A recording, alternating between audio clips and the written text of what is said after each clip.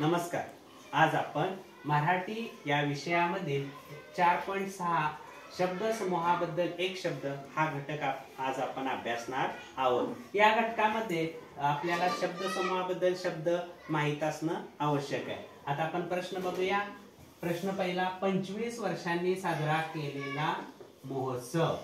1 सुवर्ण, 2 हिरक, 3 अमृत आणि 4 रौप्य. रौप्य बरोबर आहे. कोणता आहे? रौप्य.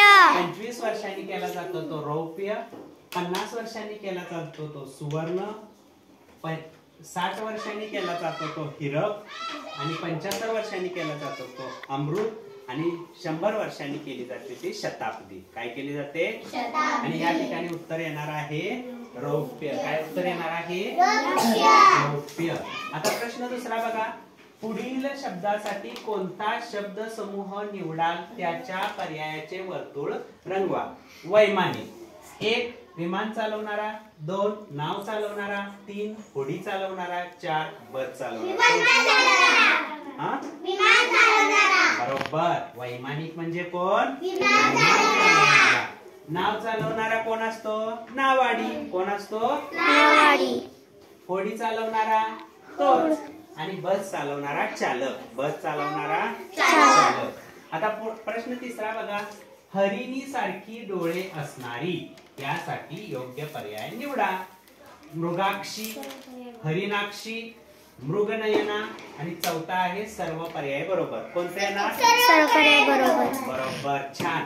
म्हणजे हरिणी सारखी डोळे असणारी तिला मृगाक्षी पण म्हणते, हरिणाक्षी पण म्हणते आणि मृगनयना देखील म्हणतात. म्हणून पर्याय सर्व पर्याय बरोबर येणार आहे. प्रश्न चौथा बघा. मंगेश म्हणजे ना स्वतःची बुद्धी न वापरता सांगितले तेवढेच काम करतो. मंगेश म्हणजे ना स्वतःची बुद्धी न वापरता सांगितले तेवढेच काम करतो. अधोरेखित शब्दासाठी शब्द समूहासाठी योग्य शब्द निवडा. पर्याय पहिला नोकर, दुसरा मठ्ठ, तिसरा सांगकाम्या, चौथा डॉक्टर. कोणता येणार? बरोबर. जो स्वतःची बुद्धी न वापरता दुसऱ्याने सांगेल तेवढंच काम करतोय. जा पाण्यात तांब्या घेऊन ये, घेऊन या. जा हे कर ते कर, जेवढं सांगेल तेवढंच काम करणार.